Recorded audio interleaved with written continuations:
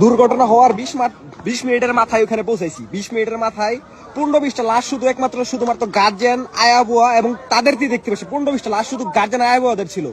সেনাবাহিনী একটা প্যাকেটের ভিতরে প্রায় 7-8টা লাশ ঢুকাইছে। লাশ ঢুকাই এরকম 17টা প্যাকেট নিছে।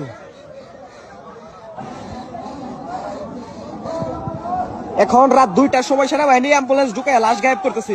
রাত 2টার সময় একটা বালতির ভিতরে হাড়গুলো ঢুকায়, ব্যাগের ভিতরে ঢুকায়, তারপর সেনাবাহিনী লাশ সরাইতেছে।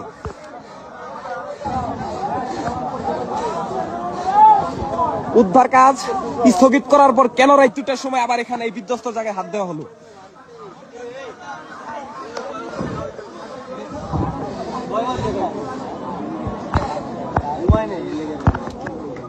এমনকি সঠিক বিবৃতি দেওয়ার সময় আমাদের শিক্ষকদের শরীরে হাত তোলা হয়েছে এবং আমাদের যে রবার্ট স্কাউটের যারা আছে